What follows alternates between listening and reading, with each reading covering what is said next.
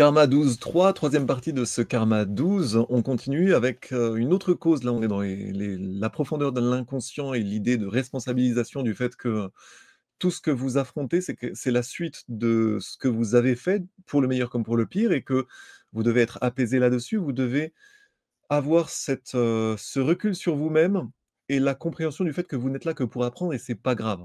Par contre, votre intention est connue, mais à vous de façonner, à vous de vous autodiscipliner pour justement explorer la vie qui est bien plus fascinante que ce qu'on nous en dit trop souvent aujourd'hui, en fait. La profondeur, on parlait de l'inconscient, la profondeur de la vie est bien plus extraordinaire si vous vous donnez la peine de l'explorer. J'insiste vraiment là-dessus et surtout également sur la, sur l'intensité des relations que nous pouvons avoir. Plus vous êtes exigeant, plus vous recherchez quelque chose quelque part de sincère, et plus vous allez vivre des choses intéressantes. Je ne dis pas que ça sera que des belles choses. Ça peut être aussi des relations tourmentées, etc. Mais ça sera quand vous aurez... En fait, l'idée, c'est que plus vous voulez sincèrement évoluer, plus votre âme choisit d'évoluer, plus vous retrouverez du karma, pour le meilleur comme pour le pire. Je vous dis que le contrat, c'est plutôt de liquider du karma difficile, et que si vous liquidez suffisamment du karma difficile, vous aurez certainement, réellement, une vraie récompense tôt ou tard. Mais la progression est la règle, sauf qu'on peut stagner. Ça veut dire que plus vous refusez les hypothèses, ou plus vous refusez quelque part des expériences, même si elles sont un peu douloureuses, notamment dans l'intimité, par définition, vous vous mettez face à vous-même à travers l'autre. Quand je vous dis que le vrai sexe sacré, bien compris, c'est de l'auto-guérison à deux, c'est ça l'idée. C'est que si vous vous exposez vraiment, vous vous mettez à nu, et le corps, c'est facile de le mettre à nu. L'âme, c'est plus difficile, c'est un vrai défi. Ça serait intéressant que j'en parle de nouveau dans les relations interpersonnelles. Encore une fois, le défi, il est intérieur, mais le défi, on peut s'entraider sur la voie de ce défi-là. Donc, c'est très important d'avoir ça à l'idée. Donc, on arrive maintenant aux rêves, concernant les phobies, concernant les remontées des souvenirs. L'idée, c'est que l'émergence anormale d'éléments inconscients, de souvenirs profonds, peut se produire par d'autres moyens que les phobies, les seules phobies. Ça peut être, à plusieurs reprises, Case parle du retour de certains rêves, en se basant sur des vies antérieures, enfin, en donnant pour explication des réminiscences de vies antérieures. C'est là où, encore une fois, comme je vous dis, je vous corrige en temps réel certains morceaux du propos qui n'est pas assez clair dans le livre dont je vous parle. N'empêche que, d'où l'importance des synthèses que je vais justement en faire là-dessus, parce que c'est bourré d'enseignements, mais les traductions ou bien les idées sont parfois pas assez bien énoncées. Là, je vais vous dire, avant la suite, deux types de rêves. Ou bien des rêves qui vous font affronter vos peurs, ou bien des rêves qui vous font, de façon fictive, ou bien des rêves qui vous font revivre des situations que vous avez déjà connues, et notamment en lien avec une personne. Il peut y avoir eu un déclencheur, par exemple un déclencheur dans la vie réelle, que ce soit un truc positif ou négatif, qui va servir de réminiscence de vie, de, réminiscence, enfin de déclencheur pour des rêves qui, de façon plus ou moins répétitive ou plus ou moins cohérente, vont nous faire à croire, ou envisager en tout cas, que ça puisse être des histoires de vies antérieures ou de déjà-vu dans une vie antérieure. On a un cas intéressant avec une femme qui avait posé la question suivante: pourquoi ai-je souvent rêvé dans ma petite enfance que le monde était détruit, et en voyant toujours un nuage noir destructeur? Question hyper intéressante, question assez spé. Eh bien, la réponse dans la lecture de vie d'Edgar Cayce, elle indiqua que ce rêve venait de son expérience en Atlantide, d'une expérience qu'elle avait faite en Atlantide, alors qu'elle était à la fois prêtresse et médecin. Rappelez-vous que les prêtres thérapeutes, c'est très ancien, c'est très anciennement connecté. Il n'y a qu'aujourd'hui où on déconnecte la psychologie de la spiritualité, alors que l'ancien nom, on verra avec Ouspensky, de la psychologie, c'était la philosophie. Derrière la philosophie, vous avez la théosophie, c'est-à-dire la vraie compréhension de la sagesse croisée des religions, du sens de la vie, etc. Et donc, au-delà de la seule psychologie, nous avions cette connexion entre les prêtres et les médecins en Égypte ancienne. Pour ceux qui voudront, vous avez donc un ouvrage qui est très intéressant là-dessus, par Daniel Meroy-Gévaudan. Givaudan, ouais, c'est ça. Vous avez là un livre vraiment intéressant sur l'art ancien des guérisseurs esséniens, anciennement égyptiens. Enfin, c'était un art égyptien transmis aux Esséniens. Euh, Jésus était parmi les Esséniens. Il y a une cohérence et il y a des leçons extrêmement intéressantes, notamment, je vous donne un exemple, la première question que vous devez poser à une personne, si vous osez vraiment jouer au thérapeute, quand vraiment vous êtes face à de l'irrationnel, mais vous le voyez au quotidien. Si je vais vous donner la phrase et vous y réfléchirez à votre vitesse. Mais vous avez plein de gens qui, au quotidien, sont en guerre contre eux ou elles-mêmes. C'est la première question à poser aux gens quand il y a de l'instabilité dans leur vie ou quand ils génèrent de l'instabilité. Contre quoi es-tu en lutte? Contre quoi es-tu en lutte? Il y a beaucoup de gens qui sont notamment, les femmes notamment, qui sont en guerre contre leur corps pour pas mal de raisons. Ou alors quelque part en guerre contre soi-même, on fait du mal à l'extérieur, j'en ai parlé sur un petit short, on fait du mal à l'extérieur quand on pense du mal de soi-même ou quelque part c'est le mal qu'on voudrait se faire. Il y a des bizarreries inconscientes de cette nature, mais en tout cas, si vous voulez vraiment, l'idée c'est vraiment de faire du bien au vôtre. J'ai vu sous l'une de mes vidéos relations interpersonnelles, j'avais une on va dire comment, une pauvresse en souffrance qui était allée me reprocher de faire un exercice de la médecine illégale. Alors déjà, la psychologie, c'est pas de la médecine au sens science dure, hein. Je connais je vous ai déjà parlé d'un vrai psychiatre où j'ai une personne très proche de moi dans ma famille qui est radiologue et de très bon niveau, vraiment parmi les meilleurs de France, voilà, ça c'est de la science dure, ça c'est des études, c'est de la vraie médecine. Mais la psychologie psychologisante à la mort moelle c'est pas forcément aussi rigoureux, ça dépend des gens, vous avez vraiment à boire et à manger là-dedans. Donc simplement, quand cette personne m'avait dit là, c'était typiquement une personne, je pourrais même à un moment vous mettre son TikTok parce que c'est une personne intéressante dans le sens où c'est le genre de pauvresse que vous trouvez sur TikTok dont on comprend qu'elle en a pris plein la gueule, mais qu'elle est encore dans cette logique de boxeuse, je prends un pain, je rends un pain, je prends un pain, je rends un pain. Mais je ne rajoute pas de la conscience pour évoluer par-dessus. Et du coup, des personnes qui, pour le coup, là, sont vraiment en souffrance et engueulent les gens qui seraient plutôt une solution à leur souffrance. Vous avez aussi une idée qui est géniale, qui vient de ce livre, euh, Ainsi soignait-il, dont je vous parlais juste avant. Vous avez une tirade, est-ce que je vais pouvoir vous la retrouver directement, qui va, là, pour le coup, nous, nous enrichir. Oui, je l'ai trouvé sous la main là. Donc, écoutez bien, c'est un étonnant fragment qui est attribué dans ce livre-là au maître Jésus, c'est-à-dire, dans le cadre des enseignements esséniens, Jésus était un maître qui enseignait. Donc c'est la secte dite juive qui a donné les premiers chrétiens au sens christique, mais qui reprenait avant tout des enseignements égyptiens, avec notamment l'importance d'Akhenaton, à qui on doit notamment l'utilisation des huiles essentielles. Pharaon Akhenaton, au-dessus c'est le soleil, un théodidactos, à qui les dieux parlaient directement. Personnage très important. Donc je vous recommande vraiment de lire ce livre quelque part, même s'il est assez, on va dire, ésotérique, il y a beaucoup de bonnes choses, ou alors vous écoutez mes contenus, je vous restitue ces choses-là. La citation est la suivante, elle est assez géniale. Écoutez bien, avec vos deux grandes oreilles, je cite, « Très souvent, je vous entends accuser l'autre ou les circonstances de votre vie lorsque la maladie prend possession de vous. » On parle d'une logique thérapeutique, là. Vous criez à l'incompréhension, à l'injustice. Il vous arrive même de vous en prendre à votre Père céleste, donc de maudire Dieu, comme vous voyez dans l'Ancien Testament, il y a pas mal d'épisodes comme ça. Job notamment, je crois. Mais quel aveuglement, mes amis. Quel manque d'écoute aussi de ce que vous croisez tout au long de votre chemin. N'est-ce pas vous qui avez généré les unes après les autres chacune des circonstances et des rencontres de votre vie?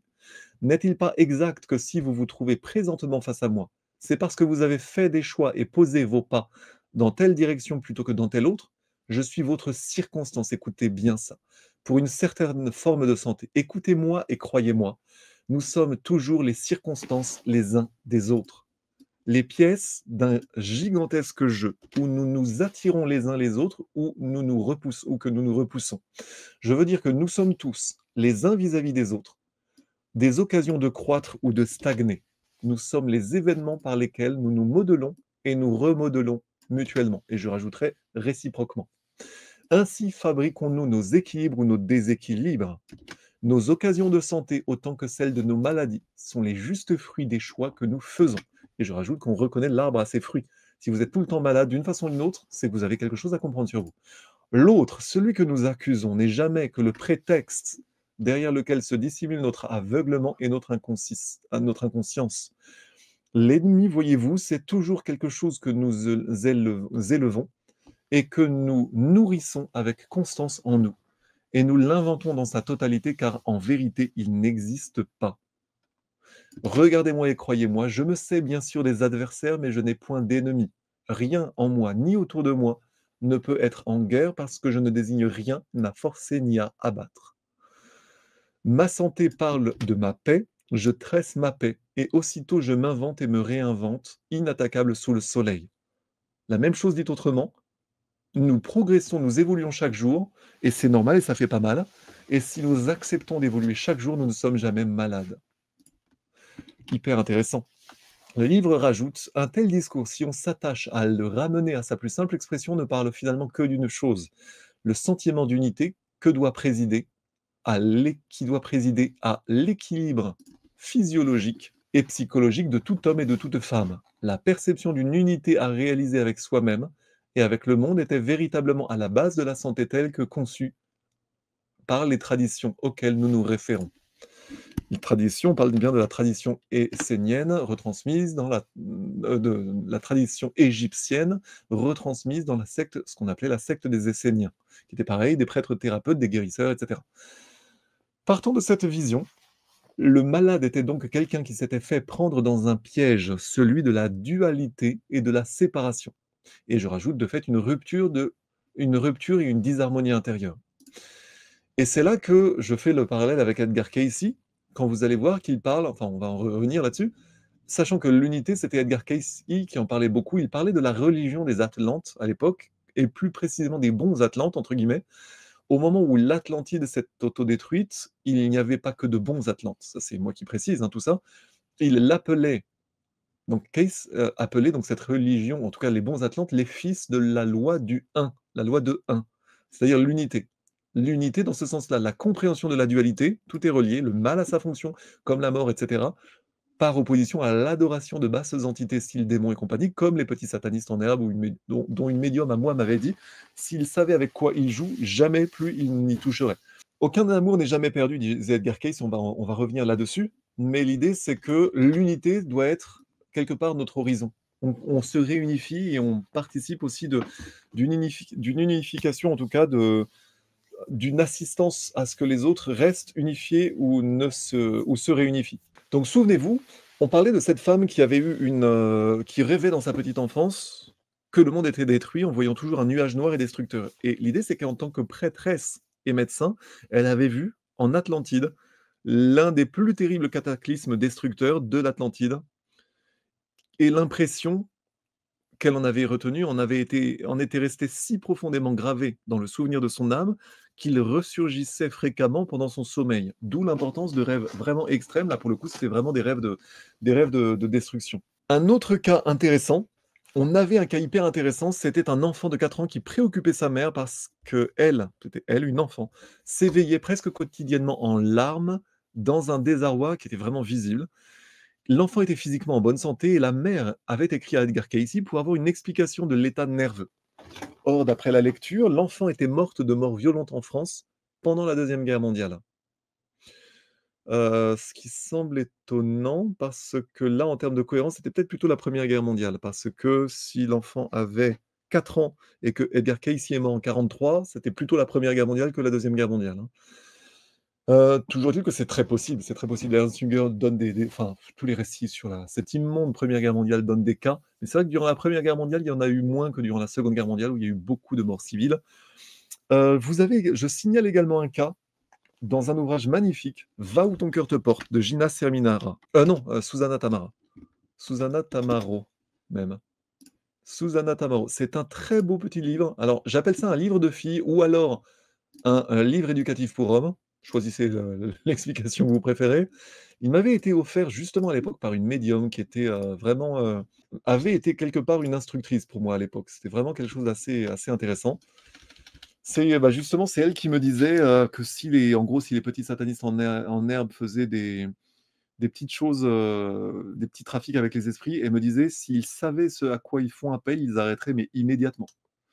Vraiment, elle avait comme été mon instructrice. C'était une drôle de relation initiatique que j'avais vécue avec cette femme. Et donc, Susanna Tamaro, Va où ton cœur te porte. Il est magnifique ce livre, magnifique, vraiment. Il y a plein de choses superposées. Et pour le coup, des puissantes leçons pour les hommes qui voudront bien le lire, parce que pour le coup, c'est plutôt de la littérature de femmes, et c'est bien triste parce que c'est ainsi que les hommes développent leur empathie, et notamment pour comprendre certains tropismes masculins assez linéaires qui font que les hommes peuvent il y a plein de vérités, quelque part, de richesses féminines dont les hommes sont souvent face auxquelles les hommes sont souvent insensibles. Or, je vous le dis que c'est vraiment un conseil que je donne. Quand je dis que les hommes qui ne s'intéressent pas assez, quelque part, à ces types d'intuition féminine et à ces types également de désarroi féminin ou de richesse profonde féminine, y compris dans ce qu'elle peut avoir de bordélique, eh bien, vous passez à côté de tout et vous ne vivrez jamais la vraie dévotion, ce qui est la vraie nature de la femme, en fait. La femme, quand elle est mise en confiance, est naturellement dans le don et dans la dévotion et dans le naturel apaisant pour l'homme. C'est même nécessaire, un homme sans femme n'est pas apaisé. Eh bien, je parlais de ce livre-là parce qu'il y a plein d'histoires dans l'histoire et à un moment, on a l'histoire, en fait, c'est, pour faire bref, c'est la grand-mère. Le thème du livre, c'est la grand-mère qui explique à sa petite fille qu'est-ce qui a été foiré sur 2 générations et pour essayer de l'armer lorsque la petite fille est en train de partir aux États-Unis et en gros, c'est une lettre qui va être posthume, en tout cas de la grand-mère qui va bientôt mourir et qui lui explique pas mal de choses et elle lui explique notamment quelque chose de très bizarre. Je crois que alors est-ce que ça concernait la fille ou la petite fille? Je ne sais plus, mais quand elle était petite, donc dans son enfance et même jusqu'à l'adolescence, l'enfant en question avait une peur phobique que quelque chose explose sans raison. Notamment, peur des feux de bois ou peur de je crois que c'était la peur des feux de bois notamment et l'envie assez comme un TOC, ce qu'on appellerait un TOC, c'est très important. Regardez à notre époque, quand je vous parle des, mmh, quand je vous parle des appellations psychologisantes qui culpabilisent, il y a plein sur Threads et ailleurs, il y a plein de jeunes filles de jeunes femmes ou de jeunes filles ou même pas que jeunes, qui sont complètement dans cette, on va dire des TOC, mais le fait de culpabiliser les gens parce qu'ils ont des TOC, non, vous pouvez avoir d'autres explications pour les TOC, en fait. En l'occurrence, l'explication, c'est que cette personne qui vérifiait si le gaz était éteint, qui vérifiait s'il n'y avait pas de feu, de ceci, de cela, parce qu'elle avait peur que les choses explosent, eh bien, quand la mère lui avait dit: «Il n'y a pas de risque» et cetera et l'enfant ou l'adolescente lui avait répondu, «Tout peut exploser» et en fait, une médium, je ne sais plus, c'est une histoire dans l'histoire, c'est raconté dans ce livre-là qu'à un moment, il y a une médium ou je ne sais plus quoi, si c'était la grand-mère qui avait entendu parler de cas similaires ou bien, si c'était une consultation de médium ou quoi, mais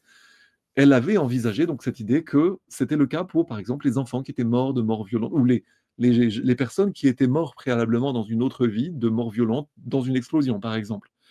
Mais regardez, par exemple, en ce moment même, je pense souvent à ça quand je vois des images de cette atroce guerre d'Ukraine en ce moment. Vous avez des chars qui sont frappés par un drone sans même le savoir et qui explosent, mais immédiatement dans une monstrueuse boule de feu. Les gens sont instantanément transformés en chaleur et lumière. Et bien, dans ce type de mort violente, quelles séquelles cela va créer dans la vie suivante? Moi, c'est la question souvent que je me pose et mon Dieu, enfin, c'est atroce, quoi. C'est atroce et surtout, voilà, quand vous avez conscience de ces choses-là, bah, vous commencez à penser comme un stoïcien et à bien comprendre que la guerre n'est pas une fin en soi. Par contre, tout le monde n'est pas au même niveau, n'empêche que ce sont des vraies questions, quoi. Donc voilà pour la petite pub, à cet ouvrage qui est vraiment magnifique. Donc là, c'était le cas qui était donné. Vous avez on parlait du même enfant qui était morte de mort violente en France pendant la Deuxième Guerre mondiale. Là, peut-être plutôt la première, mais désireuse de se réincarner, elle était revenue chez des parents en Amérique du Nord seulement 9 mois plus tard. Alors du coup, ça rend possible la Première Guerre mondiale du coup. Enfin la 2 Guerre mondiale. Ça voudrait dire vraiment début 38-39. Même en Chine, ça a commencé 37, peut-être même avant quoi. Et donc, quand il s'est tombé en 43, c'est ce qu'il faisait encore ouais, c'est possible, mais oui, il faisait encore des ouais, admettons 43, l'enfant a 4 ans, donc 39, il est mort 9 mois avant, ça donne, Chine ou Pologne, c'est pas impossible. C'est quand même spé, hein, mais admettons que ça soit possible. Donc seulement 9 mois plus tard, elle s'était réincarnée en Amérique du Nord et dans un espace si court entre 2 vies, les terribles souvenirs de bombardements et d'incendies n'avaient pas été effacés et ils montaient dans l'enfant au niveau de conscience qui correspondait au sommeil, en fait. Enfin, ils remontaient dans l'inconscient de l'enfant durant les périodes de sommeil. C'est très, très mal formulé dans le livre, mais voilà. Là, je fais un double lien, là c'est moi qui rajoute, on va dire, une valeur ajoutée au truc, c'est qu'on a 2 cas. On a 2 cas spéciaux, là c'est vraiment, je vous dirais mon expertise entre guillemets qui parle. La mort accidentelle trop précoce premièrement et également les vies de saints qui vous laissent le choix de la suivante. Dans le cas de mort accidentelle ou trop précoce, vous pouvez revenir rapidement. et vous pouvez choisir aussi de revenir dans un certain contexte quand vous avez eu une vie de saint et que vous allez choisir de vous incarner dans un coin vraiment dans un endroit vraiment spécial pour une mission spéciale. Mais là, tous ceux dont je vous parle, en tout cas les enfants, là, on a typiquement un enfant qui n'est pas resté assez longtemps dans le Devachan, ou bien qui a eu une vie de compensation dans un contexte beaucoup plus apaisé, en l'occurrence les États-Unis de l'immédiate après Seconde Guerre mondiale, où on peut se dire que l'enfant a pu vivre une meilleure vie. Mais vous verrez quand on parlera du Devachan, nous avons vraiment, là pour le coup, un cas intéressant d'une personne qui n'a pas vécu assez dans le Devachan, dans la zone intervie, où son âme aurait dû être apaisée, surtout quand elle est morte de mort violente. Donc voilà, ça c'est vraiment encore des cas spéciaux, mais vraiment hyper intéressants, qui nous ouvrent beaucoup de tiroirs. Des cas comme ceux que nous venons d'examiner amènent inévitablement à une reconsidération de tout le problème de la mémoire.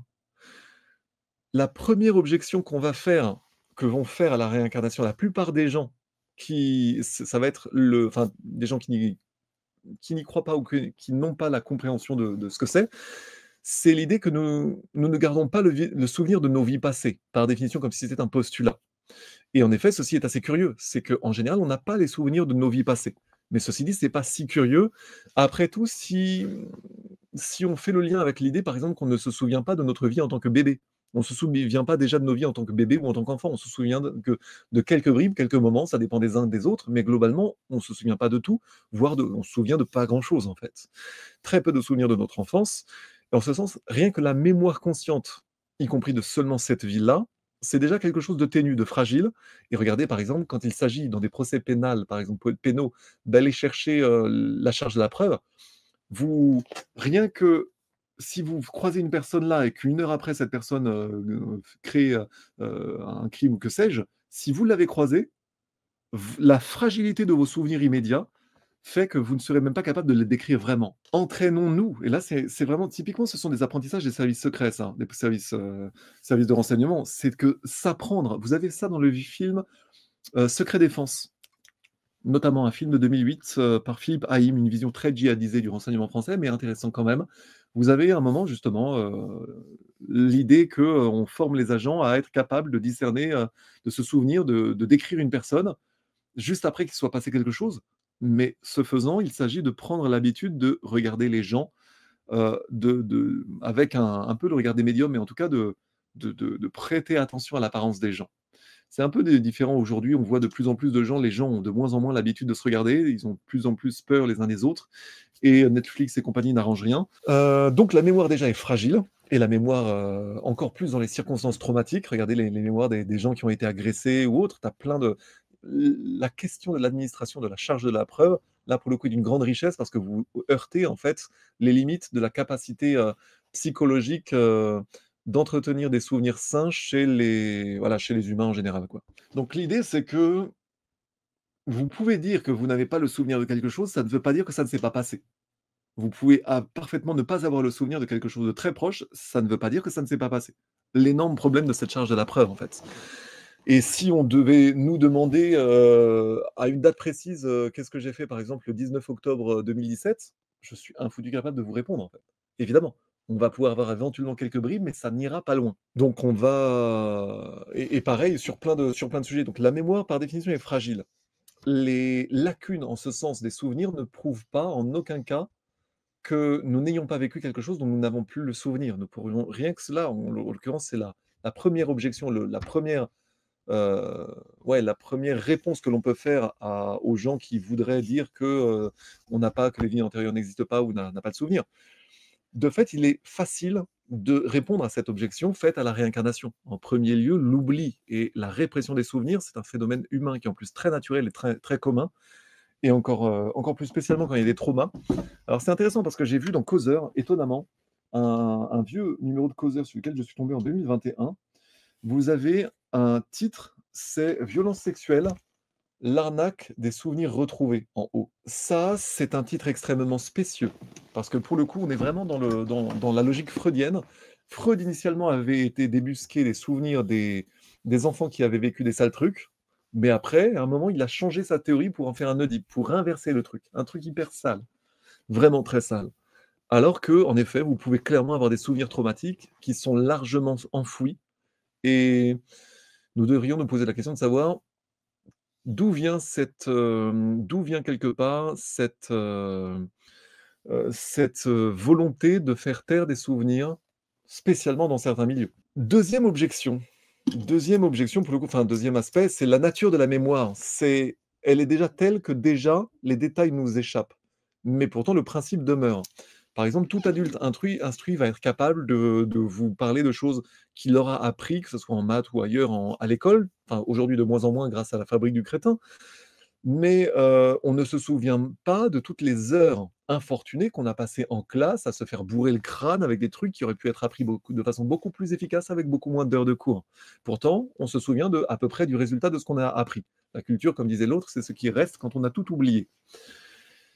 Et donc on n'a pas forcément le souvenir de l'effort répété pour avoir appris quelque chose, mais on aura gardé juste le résidu utile des efforts qui ont été nécessaires pour avoir un résultat. D'où l'importance également des méthodes de ouais, des méthodes de cet apprentissage. C'est que quand on apprend bêtement les choses, il faut 10 fois plus globalement, voire bien plus, de répétition que quand on l'apprend dans l'amusement. Ça, c'est le problème de l'enseignement rébarbatif de notre époque. Il en est de même que de la prudence de l'homme concernant le feu, tout ce qui est par exemple la mémoire des dangers immédiats qu'on apprend dans cette vie, ou la méfiance vis-à-vis des chiens ou que sais-je, des capacités, que ce soit danser, jouer de la musique, faire du sport, et cetera. Ça implique une longue période dans laquelle on a dû apprendre et pourtant on ne se souvient pas, pareil, de toutes les heures qu'on aura passées pour acquérir justement cette capacité, cette habileté. L'oubli de fait des détails, l'oubli du chemin qu'on a fait, ça n'infirme pas le souvenir du principe, même si les détails sont oubliés. Et la réponse des réincarnationnistes à ceux qui leur soulèvent l'objection du manque de souvenirs, entre guillemets, c'est que premièrement, l'idée est très importante, la conscience de l'homme au niveau éthique et son degré d'intelligence ou de capacité représente quelque part le report, on l'a déjà vu, d'un total d'expériences faites au cours des vies antérieures et dont il a oublié les détails. Ce point-là, on l'avait déjà vu, c'est que ça explique les énormes différentiels au même travail. Il y a des gens qui ont des capacités extraordinaires, il y en a qui n'en ont pas du tout, par contre qui vont avoir des capacités ailleurs. En tout cas, parmi les explications de dire que le talent vient de Dieu, OK, ou le talent, vient juste, enfin, si c'est vraiment à travail égal, que le talent vienne de Dieu est une chose, mais que ça ait pu aussi être la somme d'efforts antérieurs, ça ne remet pas en cause Dieu, mais ça peut juste augmenter, quelque part, augmenter la taille de la compréhension de la profondeur de l'expérience humaine, en fait. Donc la réponse réincarnationniste, certes, on oublie des choses, mais le résultat fait qu'il y a un tel différentiel que quand on va chercher dans les vies antérieures, il y a certains tropismes qui sont tellement irrationnels et inexplicables que l'explication des vies antérieures est certainement bien plus logique que le simple fait, par exemple, le fait de dire qu'il y a des humains supérieurs et des humains inférieurs. Ça, c'est déjà de la pensée suprémaciste. Vous pouvez trouver des talents partout, mais quelles seraient les autres causes à part les vies antérieures, à part le don de Dieu? Eh ben, l'autre cause, en tout cas, mérite d'être pesée, c'est les vies antérieures. C'est surtout qu'il y a suffisamment d'éléments en ce sens pour l'envisager. Deuxième objection, soulevée justement par les adversaires quelque part de la réincarnation en tant que théorie, ou en tant que croyance pour certains, quand il s'agit bien plus, moi je vous défends le postulat que c'est de la connaissance et non pas de la croyance, et bien les plus subtiles. L'idée c'est qu'il ne serait pas moral de rendre une personne responsable d'actes qu'une autre personnalité a commis, c'est-à-dire elle dans le passé. Même si elle est l'ego réincarnant, aujourd'hui, elle n'est pas responsable de ce qu'elle a commis dans le passé. De fait, la conscience du mal, disent ses adversaires de la réincarnation, la conscience du mal serait, dans leur volonté, serait indispensable si la punition est infligée au transgresseur doit avoir un sens. La punition n'a pas de sens si elle n'est pas associée à la connaissance qu'on a fait quelque chose de mal. C'est vrai, d'une certaine façon. Fondamentalement, je pense même que c'est le sujet le plus important dans ce qu'il peut avoir injuste dans toutes ces questions de réincarnation. Et là, pour le coup, je vous dirais que c'est l'un des vrais drames au sens antique de la condition humaine, c'est que nous pouvons subir des choses que nous pouvons ne pas comprendre en temps réel.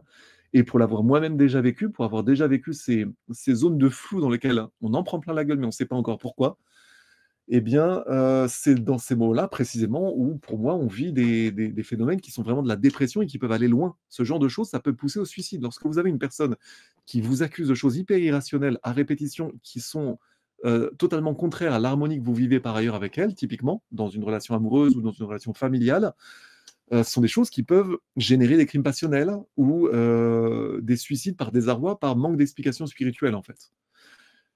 Et donc là, je dirais que oui, c'est une période hyper inconfortante et propice à la dépression, mais je dirais aussi que si vous êtes face aux mêmes enseignements spirituels et typiquement ce que je vais vous retransmettre là, eh bien, je vous dis que si vous êtes attentif, si vous comprenez que l'irrationnel humain répétitif associé à la malchance peut être l'indice d'une vie antérieure, si vous saturez, enfin, si vous lisez aussi après ou si vous êtes mis au contact avec certains contenus spirituels comme ceux que je suis en train de vous proposer, eh bien, vous avez une chance de moins subir et de mieux comprendre ce que vous êtes en train de vivre. Donc voilà, je suis donc d'accord avec cet aspect, pour le coup, injuste en apparence, mais je vais vous dire aussi que quelque part, c'est un défi et c'est comme ça peut-être que l'âme se renforce en affrontant les défis, plutôt que de les ne faire que les subir. Ça serait mon postulat, on va dire d'expérience, un peu nietzschéen ou un peu, ouais, spirituel dans le sens où si vous l'idée, ça c'est Anton Parks qui disait ça concernant la signification en proto-sumérien du mot spirituel de Sipiri-Gouche, à ce que j'ai compris, c'est suivre la divine lumière. En gros, si vous suivez la divine lumière, c'est comme ça que vous allez forcir, c'est comme ça que vous allez vous renforcer, c'est comme ça que vous allez atteindre, sinon la sainteté, du moins la suite de votre expérience. Quelque part, c'est comme si votre âme était éprouvée. Est-ce que vous êtes là pour subir uniquement et manger, dormir, vous reproduire? Ou bien est-ce que vous allez chercher plus loin? Si vous voulez être plus qu'un humain, il faut aller chercher plus loin. J'entends que le parcours que vous avez à faire de vie en vie, c'est d'aller chercher plus loin. Que vous en soyez ou non conscient, je vous soumets cela comme postulat vraiment né de l'expérience. Je pense que la condition humaine, c'est d'aller plus loin que ce que nous sommes aujourd'hui. Musashi disait: «Ton combat d'aujourd'hui, c'est de vaincre ton, manque de connaissance d'hier, ton incompréhension d'hier, ton ignorance d'hier. Ton combat d'aujourd'hui, c'est de vaincre ton ignorance d'hier». Elle est intéressante cette idée, hein. Donc, pour le coup, la responsabilité aussi, je trouve, l'irrespon le c'est comme en droit pénal, quand on plaide l'irresponsabilité pour cause de folie en droit pénal. Est-ce qu'une personne est irresponsable si elle est folle? Jusqu'à quel point? Je dirais aussi que c'est aussi la question de l'alcool, par exemple, en termes d'irresponsabilité. En droit, une personne qui commet un crime sous alcool, OK, c'était parce qu'elle était sous alcool, mais dans ce cas, elle est responsable de s'être enivrée. Vrai sujet juridique intéressant pour le coup. Et donc la réponse des réincarnationnistes à cette objection, elle est basée sur ce qu'ils croient être les rapports de la personnalité avec l'identité éternelle. Là, pour le coup, on verra quand on étudiera, on va dire, la théosophie plus lourde, mais là, on va dire, en raisonnant par empirisme, ce que répondent les réincarnationnistes, sans aller vraiment vers les enseignements théosophes les plus lourds, je dirais. L'identité éternelle, c'est comme un acteur hors de la scène. Elle peut se rappeler de tout son passé, mais dès qu'elle assume une personnalité, comme un acteur qui assumerait un rôle, eh bien, elle est empêchée par un dispositif protecteur de la nature de se souvenir de quoi que ce soit en dehors du total ou des principes, de tout ce qu'elle a appris avant. Et l'une des explications, faites l'analogie avec un acteur, c'est que ça la perturberait trop, en fait. Ça serait une surinformation, ou bien peut-être que ce n'est pas le but de l'expérience humaine.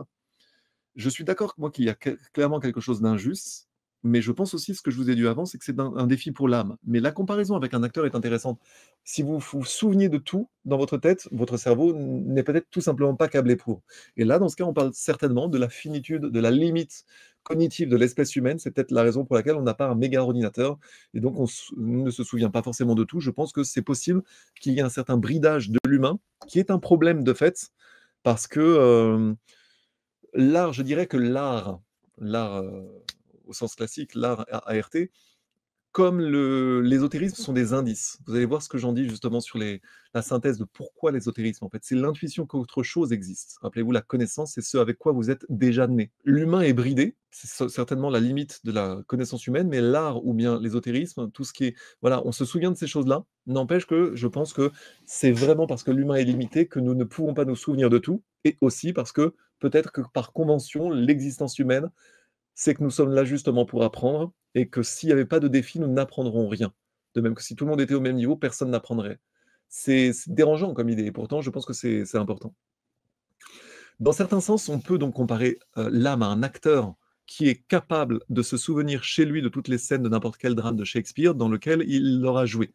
Mais pendant qu'il joue Hamlet, le rôle de Shylock, donc dans une autre pièce, Le Marchand de Venise, vous est complètement exclu de votre esprit. Sinon, vous comprenez que mais donc sous-entendu, le cerveau humain n'est pas assez câblé pour ça. On peut être connecté, mais on est comme bridé. C'est très possible, si on étudie les mythes égypto-sumériens, que ça soit vraiment, je pense, l'explication la meilleure qui soit donnée.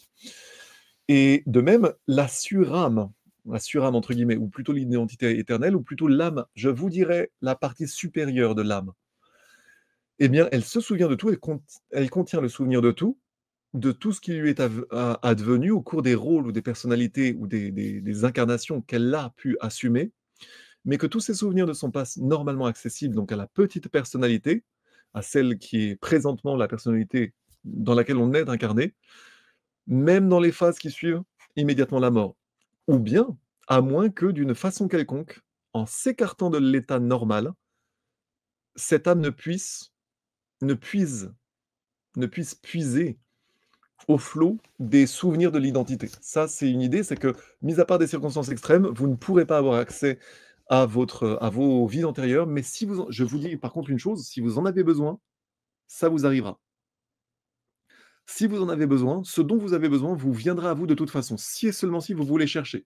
Que ça soit par ce que je suis en train de vous dire, que ça soit par, l'intuition des choses qui moi me sont arrivées. C'est-à-dire que quand vous cherchez, cherchez, cherchez, il y a un moment vous avez des éléments, des indices et à un moment vous tombez sur la bonne médium ou la personne ou le ou la qui va être capable de valider et de vous donner les explications qui vous manquaient à partir de suspicions.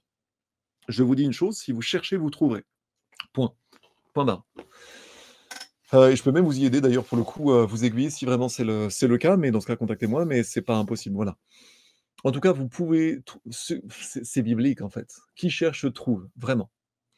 Il y a en ce sens rien qui soit vraiment caché, mais c'est quand même voilé. Je pense que la nuance serait là. Il n'est pas d'importance primordiale de savoir si ceci, donc si le fait de retrouver ses souvenirs antérieurs se fait ou bien par l'inconscient, ou bien par le superconscient, ou le supraconscient, ou que sais-je. Encore que, ça c'est les recherches scientifiques aujourd'hui qui étaient balbutiantes dans les années 50-60. On avait, on pouvait envisager que le mental on pouvait envisager que plusieurs mémoires soient superposées et que même une partie de mémoire soit extérieure, en effet. Eh bien, ce qui est important, c'est avant tout que ce réservoir de souvenirs existe. Ce que prouve Case, de fait, c'est que le réservoir est extérieur aux humains et même au cerveau physique, puisque par définition, il peut aller les chercher après la mort des gens ou indépendamment d'eux. Ça veut dire qu'on peut puiser dans une banque dont nous serions quelque part une émanation. C'est aussi une hypothèse de travail. Toujours est-il que là, pour le coup, ça fait vraiment partie des mystères en sciences fondamentales. Ce qui est important, c'est donc que ce réservoir de souvenirs existe, quel que soit le nom qu'on lui donne, et qu'on puisse y puiser par divers moyens, que ça soit délibérément ou accidentellement. Et donc ça, c'est la manière de voir des réincarnationnistes fondamentalement à partir des années 60, mais c'est vrai que c'est ce qu'indique à peu près, je dirais quelque part toutes les sagesses du monde. Donc ouais, l'objection contre la réincarnation disant que oui, ça manque d'éthique en fait, que c'est pas de bol ou c'est quelque part injuste qu'un individu puisse souffrir de quelque chose qu'il aurait fait dans le passé et dont il ne se souvient plus. C'est pas non plus soutenable d'un point de vue réincarnationniste, pas plus que l'argument qui consiste à ne pas trouver éthiquement sain qu'un adulte souffre des conflits inconscients créés au cours de son enfance, de sa propre enfance, en fait. Si on veut vraiment faire un match d'injustice, bah, l'injustice, il y en a partout autour de nous, en fait. Donc, le processus, quelque part, il faut la prendre comme une loi, mais je vous ai dit pour le coup les raisons avant. Je pense que c'est le bridage du cerveau féminin et le bridage de l'espèce humaine et aussi l'idée que les âmes ont besoin quelque part de lutte et de défis pour apprendre. Les processus dynamiques ont donc leurs lois, les processus de la nature ont leurs lois et il nous faut apprendre à, de fait, faire rentrer, conformer, mettre en conformité nos notions éthiques avec, la nature qui existe, qu'on soit d'accord ou non, en fait. Si c'est une loi naturelle, telle qu'elle l'est, donc la nature est suprêmement éthique, on pourrait dire dans une certaine circonstance, à condition de comprendre que notre défi, c'est d'évoluer, en fait. Si tout était facile, personne n'évoluerait ou tout le monde s'en foutrait, en fait. Ça, peut-être que c'est une clé de compréhension importante. Donc de fait, nos vues, qu'on soit pas d'accord avec la nature, elle existe quand même et c'est pas parce qu'on essaie d'éluder une réalité ou une loi de la nature qu'on va pas quand même la subir, en fait. Comme disait, Victor Hugo: Les choses ne cessent pas d'exister quand on les nie, en fait, en substance. C'était notamment vrai sur parce que Victor Hugo avait, il y a toute une histoire. Tiens, d'ailleurs, il faudrait que je vous retrouve. Il y avait une BD magnifique sur Victor Hugo et ses tentatives de communication post-mortem avec sa fille. Ah, il faudrait que je retrouve ça pour le coup. Je vais essayer de vous retrouver ça, on la mettra en incrustation. Victor Hugo, comme d'autres à l'époque, la mondanité, la mode un peu du spiritisme, s'y était intéressé et avait envisagé donc qu'il y avait, peut-être des choses à comprendre là derrière. Donc voilà, mettre en conformité nos présupposés, nos préjugés moraux avec la nature qui peut-être existe pour des raisons que nous ne comprenons pas. Peut-être que nous sommes juste ou bien orgueilleux ou bien, que nous ne comprenons pas encore la volonté, le but de la vie, de tout ça, en fait. Plutôt que donc d'essayer, d'essayer d'adapter la nature, au lit de Procuste de nos idées préconçues, le lit de Procuste. Alors, précision sur Procuste, dans la mythologie, un brigand qui, étendant les voyageurs sur un lit trop court, leur coupait la partie du corps qui dépassait le lit, il fut tué par Thésée. On met ici ce mot à cause de l'expression figurée et proverbiale, le lit de Procuste. Au sens, on va dire, figuré, ça sera une règle étroite, gênante, tyrannique, ou bien une mutilation que l'on fera subir à une règle ou à une œuvre. Voilà pour le petit rappel antique. Les œillères de l'oubli, en fait, cette idée du problème, en fait, ça peut être en effet injuste, ça peut être insatisfaisant de prime abord, mais ça peut aussi conduire à un chemin long qui est celui, ça c'est moi qui vous rajoute tout ça, qui est celui du raffinage de l'âme, de la prise de conscience de chacun à son rythme, et que quelque part il s'agisse d'orgueil, de pur orgueil, que de vouloir aller plus vite que la musique, parce que peut-être qu'on a tout un chemin à éprouver. Et à moi, il m'est par exemple arrivé cela. Et c'est quand vous comprenez, quand vous tirez le fil d'Ariane, à un moment, vous vivez cet apaisement de la leçon finale. Que finalement, ce chemin vous aura servi à ça, et là, vous en sortez différemment. Mais c'est vrai que pendant, vous vous dites: «Qu'est-ce que je suis en train de vivre, quoi? Pourquoi je vis ça, quoi?» N'empêche que, je pense vraiment d'expérience que si vous ne vivez pas le chemin et la richesse émotionnelle dans laquelle va vous mettre quelque chose d'anormal, quelque part, vous ne comprenez pas la raison pour laquelle vous avez à vivre quelque chose. Notamment quand vous avez, vous, fait du mal dans une vie antérieure, par exemple. Ça, c'est vraiment un exemple vraiment typique. Ou bien, accepter quelque part de servir de support et même de martyr pour quelqu'un parce que c'est aussi comme ça qu'elle va évoluer. Parfois, on est la circonstance, mais on est parfois aussi les martyrs des uns des autres. Ça, c'est dérangeant, mais je pense que ça fait partie du sujet. Donc les œillères de l'oubli vont nous cacher le passé, ou bien ne vont nous montrer que le court segment qui va constituer le présent immédiat, on dirait. Elles sont en fait nécessaires et protectrices, ces œillères. À première vue, ça peut sembler étonnant ou inadapté, mais peut-être qu'il est possible, la métaphore est très intéressante, comparer ça à un système d'écluses. Les écluses qui permettent de passer d'un océan à un autre. Pensez au canal de Panama, par exemple. Les écluses, le principe d'une écluse, c'est de modifier la hauteur de l'eau, en fait. Les écluses peuvent sembler à un esprit non informé des instruments maladroits, encombrants et parfaitement antinaturels, mais le truc, c'est que les ingénieurs qui ont conçu ce système connaissaient justement un problème mécanique et de mécanique des fluides qui était difficile à résoudre, en fait. Convoyer des navires d'un niveau à un autre sur un parcours comportant différentes altitudes, et donc les moyens finalement qui ont été employés étaient parfaitement adaptés. C'est grâce à un système comme ça qu'on va permettre le différentiel d'évolution sans qu'il y ait de casse, sans qu'il y ait de monstrueux courants, sans qu'il y ait tout ce que vous voulez. Donc finalement, les moyens sont exactement adaptés, mais un non-ingénieur ne les comprendra pas. Eh bien, je trouve que là, pour le coup, la métaphore est vraiment très bien choisie. C'est vraiment l'idée que il y ait en quelque sorte ce que j'appellerais des écluses de la conscience.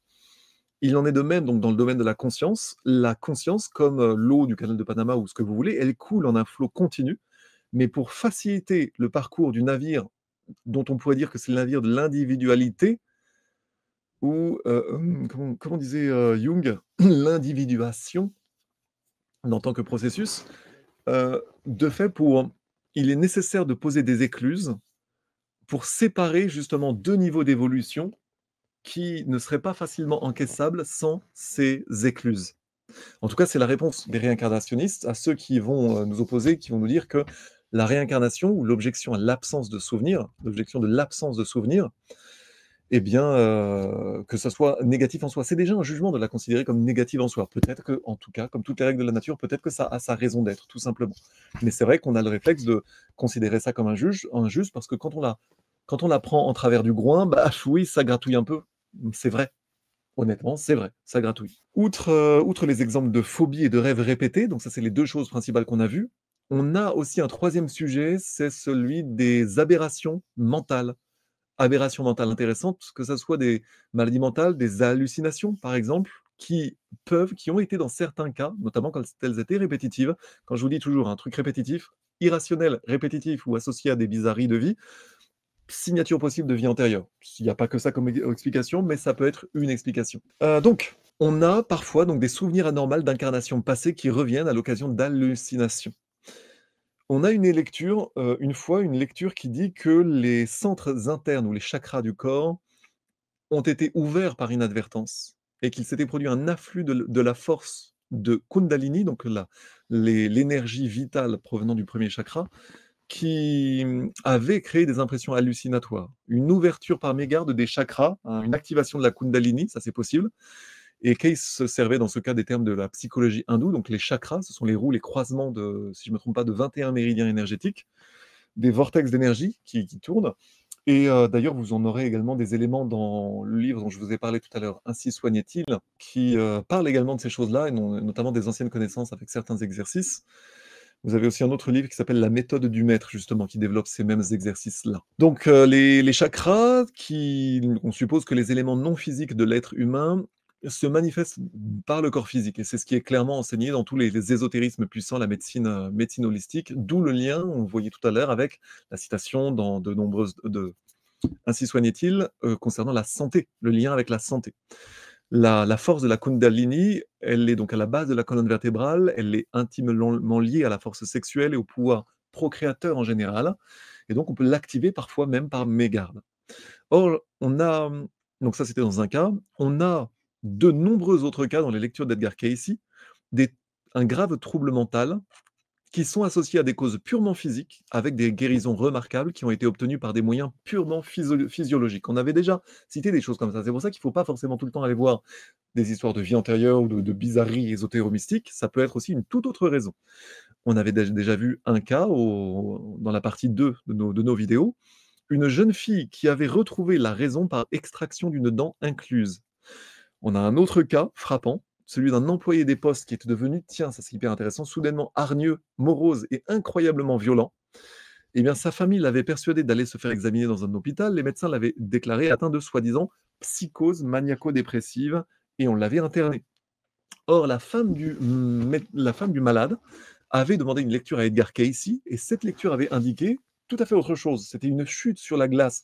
Il y avait des années de cela qui avait provoqué un trouble vertébral dans la région du coccyx, lequel réagissait à son tour sur l'ensemble, avait des conséquences sur l'ensemble du système nerveux.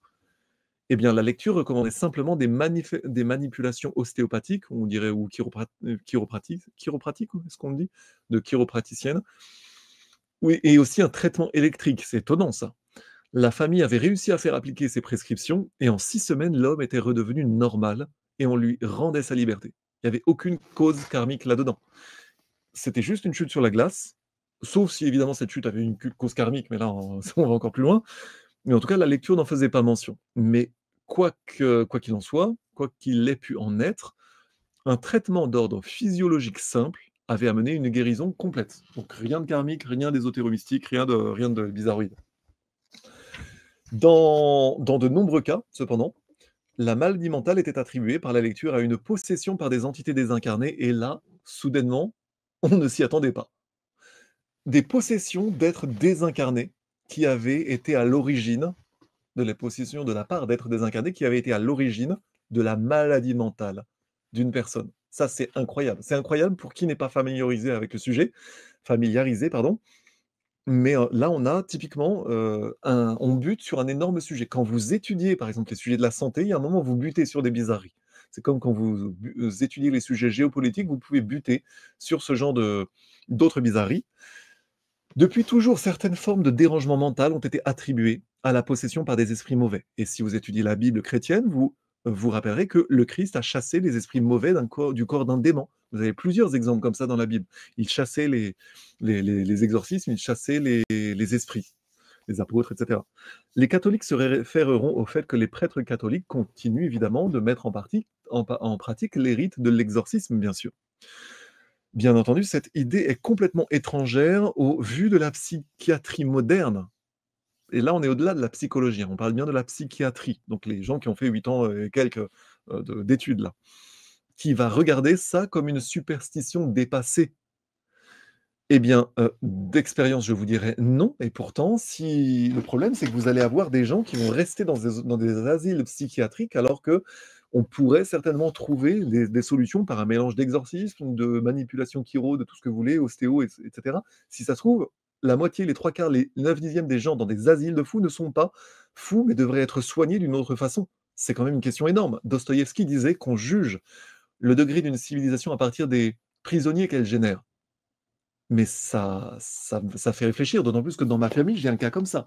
J'ai le cas d'un mon oncle qui est aujourd'hui soi-disant fou, alors que je sais maintenant pour avoir, rassemblé les pièces de puzzle, qu'il avait juste besoin d'un père, qu'il a été dans une circonstance familiale très déséquilibrée, qu'on l'a après bourré de médicaments qui ont fini par lui détruire le cerveau, alors que c'était un génie des mathématiques et qu'il aurait juste dû être mieux pris en main que ça.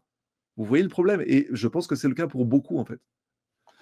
Vous avez également le magnifique film de Spielberg qui s'appelle Always, qui est vraiment intéressant là-dessus. Le film Always de Steven Spielberg, un film peu connu de 1990, ouais.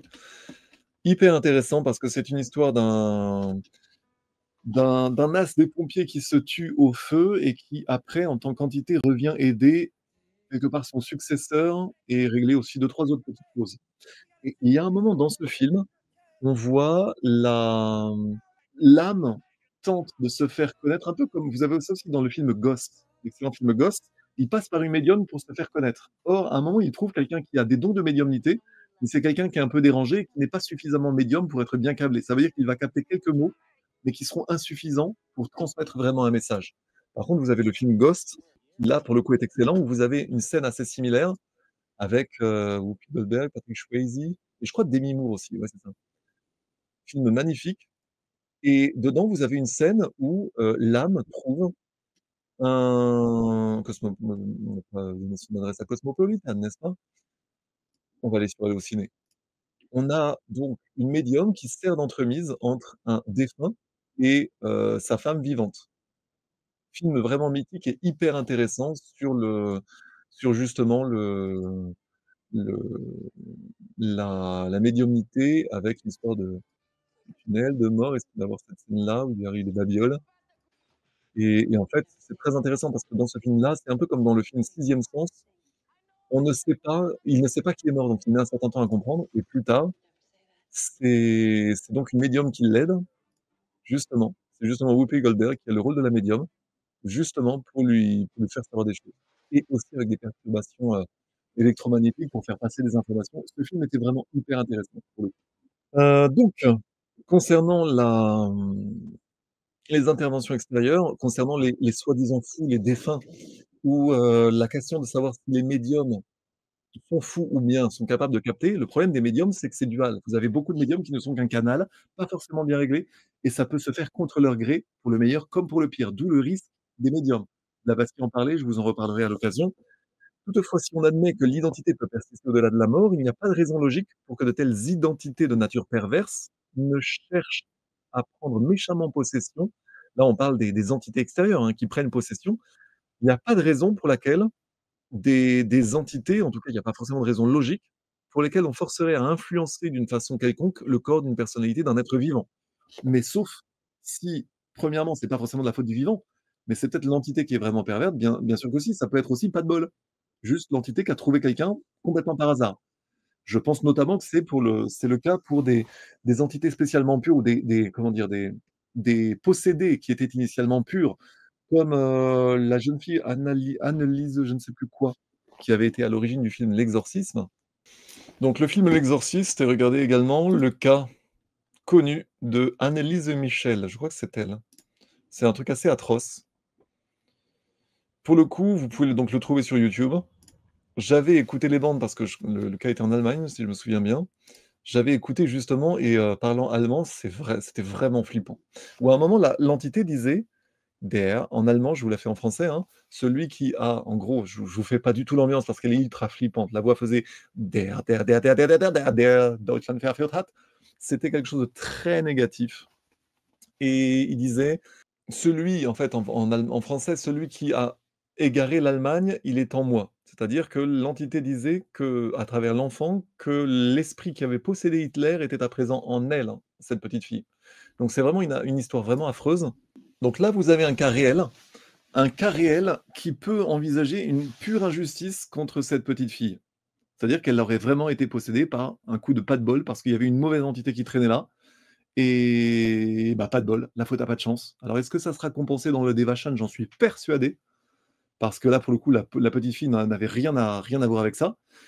N'empêche qu'il existe d'autres cas dans lesquels ce sont des gens extérieurs qui sont possédés, mais qui ont les mêmes mauvais tropismes, les mêmes types de perversité que l'entité qui va être possédante. Et dans ce cas, on arrive sur le sujet des élémentaires.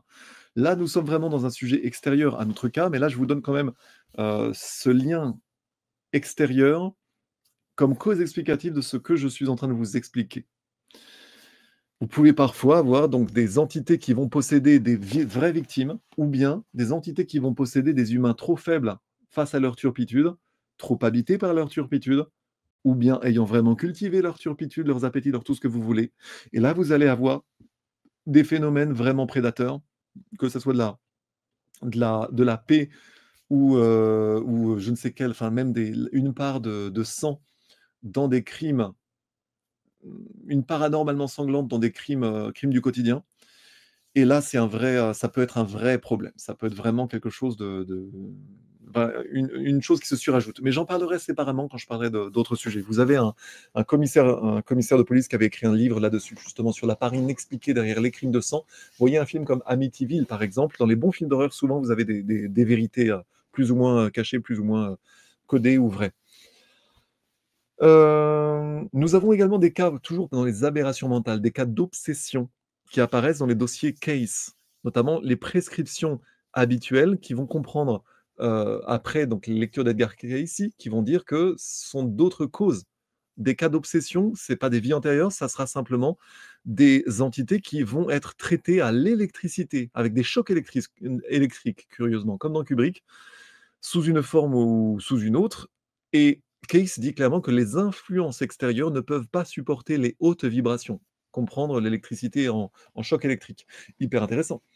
La prière et la méditation aussi étaient recommandées, outre les chocs électriques. Ou bien vous priez, vous méditez, ou bien vous avez besoin de facteurs lourds là pour vraiment faire sortir une entité parce qu'il y a certainement un gros passif derrière. Le principe, en tout cas, est le même en tout cas. Prière, méditation, ça fait augmenter la fréquence de votre champ électromagnétique. L'électricité, le choc électrique fait pareil. Pas pareil, mais pareil. Mais pas pareil. Si vous pouvez l'éviter, c'est bien. Commencez par méditer, par prier un peu, vous connecter un peu au quotidien. Vous n'aurez peut-être, grâce à Dieu, pas de besoin de vous faire électrocuter pour la bonne cause, par exemple. Mais en tout cas, le principe est le même. C'est vraiment une élévation des vibrations qui font que les entités extérieures ne survivent pas quand les vibrations, même par choc, sont imposées comme étant vraiment supérieures. Le principe, c'est que les bestioles, surtout du bas astral, survivent dans les basses fréquences électromagnétiques.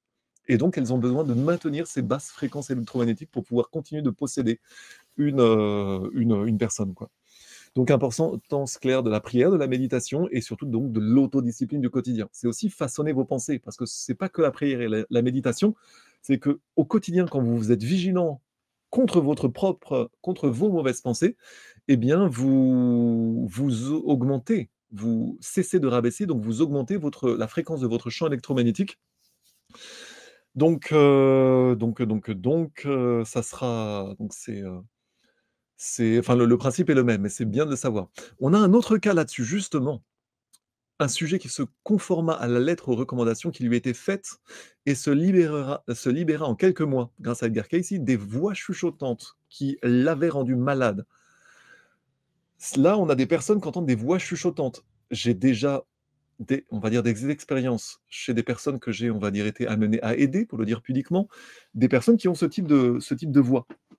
Et ça peut être plein de choses, ça peut être même des réminiscences de vie antérieure. Je crois que j'en avais déjà parlé dans le cadre d'une réminiscence de vie antérieure où une femme entendait dire quelqu'un, tu vas mourir. Et en fait, c'était peut-être plutôt ce qu'elle avait entendu dans une vie antérieure, c'était pas forcément une entité, n'empêche que c'était flippante. Mais là, des voix chuchotantes extérieures, j'en connais d'autres comme ça qui ont ce genre de voix chuchotantes hyper flippantes. Et là, je peux vous dire que c'était des cas spéciaux auxquels j'ai été confronté, dira-t-on, dirais-je, révélerais-je pudiquement. Surtout, rajouter cette idée-là, on va parler d'un autre cas après, mais rajouter cette idée-là à ce que je vous disais juste avant, sur la part inexpliquée dans les crimes de sang. Sachant qu'aujourd'hui, par des brevets technologiques, vous pouvez induire la même chose. On peut retrouver par exemple un crime bizarre qui avait été commis par un homme qui disait qu'il avait gravé sur son flingue et qui avait dit qu'il entendait des voix dans sa tête. C'est totalement possible, par induction électromagnétique, de suggérer des voix dans la tête de quelqu'un. Imaginez les applications. Là, on est dans les black programs, on est vraiment dans quelque chose qui dépasse la manipulation mentale. C'est enfin, ce qui est dans la manipulation mentale, mais vraiment moderne, quoi. Voilà. Donc, on reparlera de ces choses-là dans d'autres contextes, mais on avait un autre cas là, dans un sujet qui ne s'était pas conformé aux instructions données par la lecture, sauf en ce qui concernait le régime, et qui n'eut aucun soulagement. Il apparaît qu'il y avait, à tout le moins dans le premier cas, une cause karmique agissante. L'entité avait dans une vie antérieure employé contre d'autres des moyens occultes. On a souvent des gens qui sont confrontés à ce genre de choses, quand souvent dans le passé, elles en ont fait. C'est en ce sens que, par exemple, comment elle s'appelle Anne Tufigo en parle, mais d'autres, enfin les médiums sérieuses parlent de ces choses-là. C'est que la magie, les travaux occultes négatifs vont vous obtenir un avantage aujourd'hui, mais vous le perdrez demain ou après-demain. Et beaucoup plus. Que ça soit aujourd'hui ou demain, vous subirez les conséquences. Donc, ouais, donc grand danger là-dessus. La cause karmique, en ce sens, c'est que parfois vous subissez des choses que vous avez fait subir avant et que vous avez besoin quelque part de les subir pour les comprendre. Dans tous ces exemples, de fait, ça va être la conclusion de la version longue de notre vidéo aujourd'hui, quand je vous montre, le karma n'épargne personne, et que dans tous ces exemples, on a de nouveaux horizons pour la compréhension globalement de ce qui serait le tragique domaine de l'anomalie mentale des humains. Naturellement, et de fait, ce que les documents CASE apportent en général, c'est ce qui est le plus significatif pour la psychanalyse, la psychologie, la psychiatrie, c'est de fait la compréhension d'un élargissement, une notion élargie des limites de l'inconscient. Dans les quelques exemples d'anomalies dont on a parlé ici, on voit que on aperçoit que les aspects négatifs du contenu de l'inconscient. Mais il ne faut pas oublier que l'inconscient, c'est autre chose que quelque chose de négatif. C'est un réservoir de souvenirs, mais il y a le bon, il y a le mauvais, mais c'est de fait seulement ce que Case appelait la mémoire du mental de l'âme. La mémoire du mental de l'âme, en opposition avec celle du mental du corps. L'âme se souvient au-delà du corps qui, lui, ne se souvient que, mettons, dans une seule vie. Le corps peut avoir des séquelles des vies antérieures, mais c'est surtout l'âme qui se souvient. Mais vous pouvez avoir des impressions sur le corps actuel de choses qui proviennent de vies antérieures. De même que l'on a le corps de notre âme, ça c'est intéressant de le connaître, enfin de le comprendre. C'est-à-dire que globalement, vous êtes dans le corps que vous avez mérité par vos incarnations précédentes. Intéressant en termes de réflexion.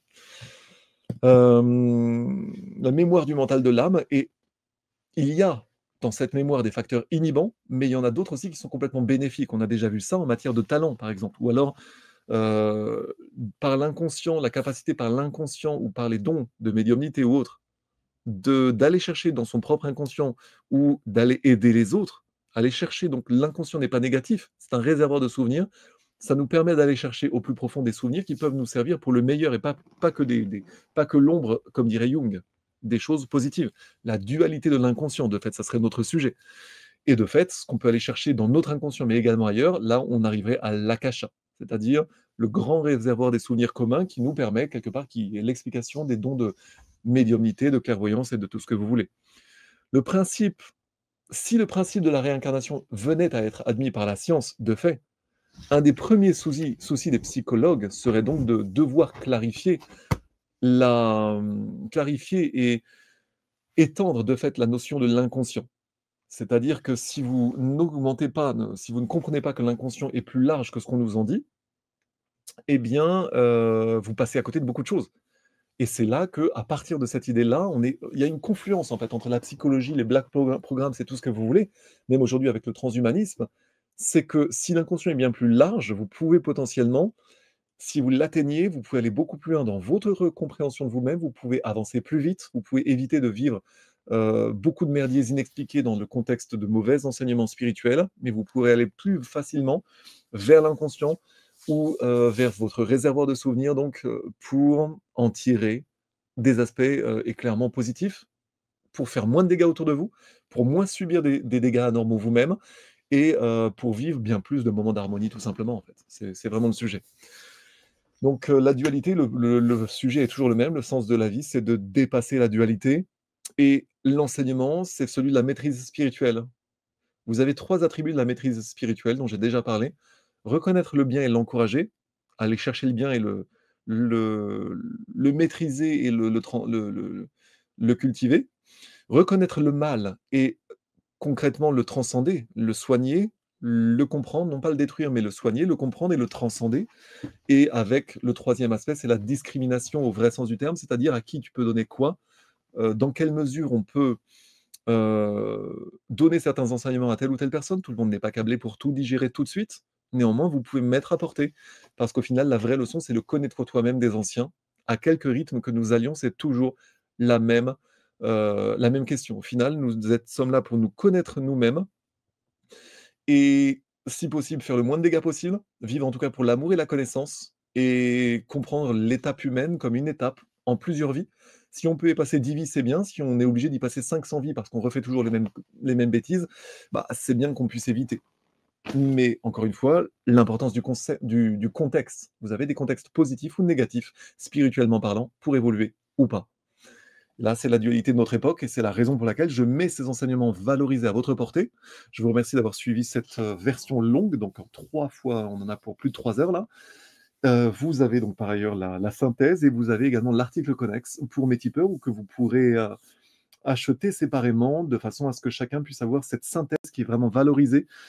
À travers ce que je vous dis, vous économisez vraiment, j'exagère, 5 000 pages ou plein de lectures croisées dont je vous ai sorti donc une version synthétique. Donc je vous encourage à vous intéresser justement à mes contenus, qui sont vraiment des synthèses sourcées de tout cela, outre mon expérience vraiment personnelle, agrégée. Je vous remercie pour votre attention et je vous dis donc, rendez-vous dans les prochaines vidéos qui seront le chapitre 13 où l'on parlera notamment du mariage et du destin, des femmes notamment et de notamment des relations interpersonnelles, de leur aspect karmique. C'est également intéressant. Je vous remercie et donc à la prochaine vidéo si le cœur vous en dit.